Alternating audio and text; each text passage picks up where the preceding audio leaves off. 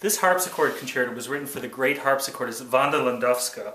Landowska almost single-handedly revived the harpsichord for modern audiences.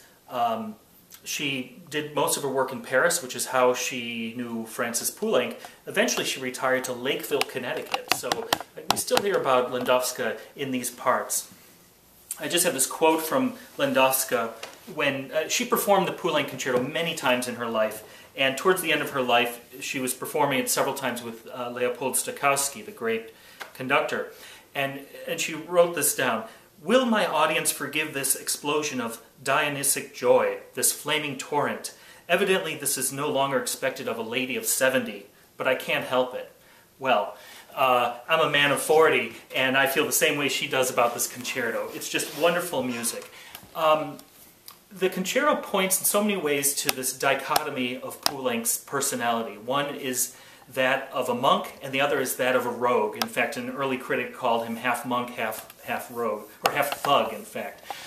So the music at times is rather spiritual, at other times it's music of Toulouse-Lautrec and vaudeville and bars and salons and so on, and you get that all throughout this concerto. One of the great things about the work, I think, for an audience is that it is cyclic, that ideas that you hear in the first movement do come back a bit in the last movement. And so you have a good sense of a complete work, and it all comes together and makes sense. The other aspect, which is interesting for audiences and the harpsichordist as well, is Poulenc's contrast of the 18th century harpsichord, which is granted not a super loud instrument, with a super loud orchestra, a really big orchestra. I can't think of another harpsichord concerto with such a large orchestra behind the instrument. And I think Poulenc plays with that idea a lot, with a lot of humor and just that juxtaposition, creating some rather comical moments. The work starts with a mysterious beginning, which sort of sets up the sonority of the entire work, and then moves on to this rather joyful allegro.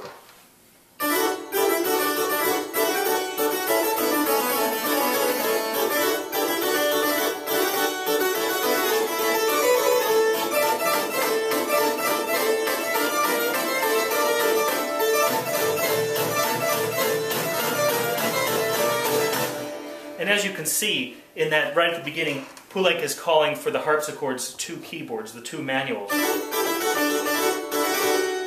Similar to how Bach called for two keyboards in the Goldberg variations. Poulenc then takes us back to vaudeville, or continues our journey through vaudeville with a little ragtime.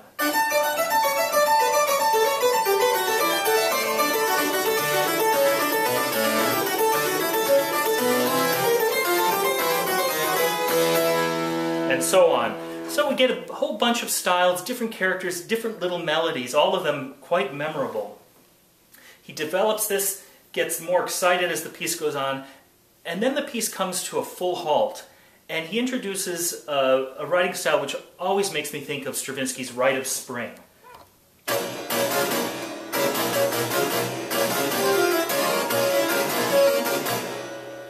He develops that with a little cadenza.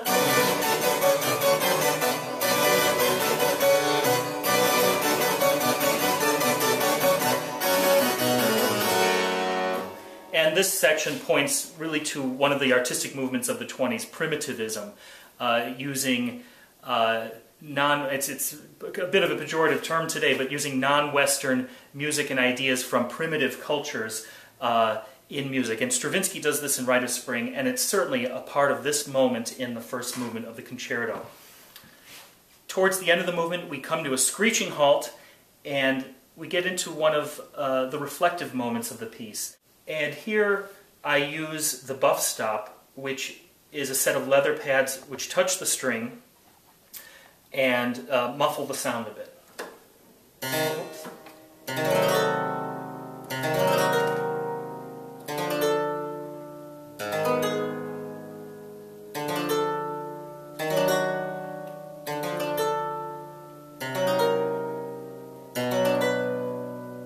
And here we have the side of Poulenc, which is more of the monk than the roguish villain. But we're not in that moment too long, because then Poulenc takes us out of that and brings us back to our opening theme. And so on, and thus concludes the first movement. We then go to the second movement, which is called a Mouvement Sicilien, in the Sicilian style, and it's really a pastoral, or almost like a lullaby, with wonderful, romantic, lush melodies.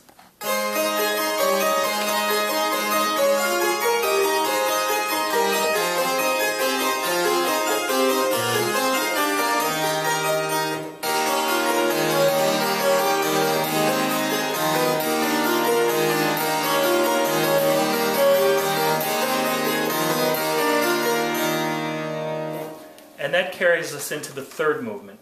Now, the opening of the third movement is a harpsichord solo. And in the solo, Poulenc plays a little joke on us. He quotes, in fact, a piece that Landowska played a lot, The Harmonious Blacksmith by Handel. Handel's piece sounds a little bit like this.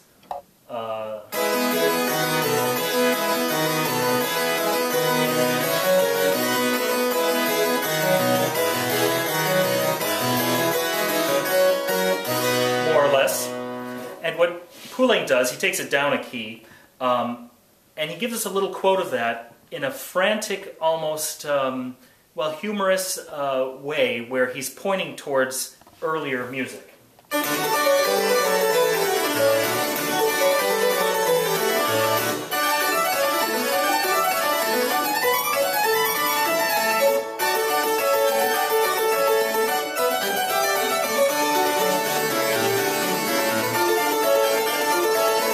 And then the movement really starts with the full orchestra coming in, and the work gets frantic and very excited and so on. And again, with all these very striking themes which come in. Like the first movement, we do eventually get to a screeching halt, and he introduces the theme which will end the whole concerto. And it's a theme which, to me, reminds me of Rachmaninoff, because of the harpsichord gets really big chords with repeated chords.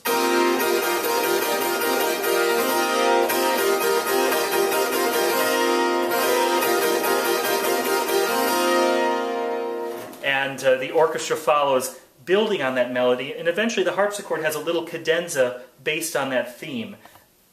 I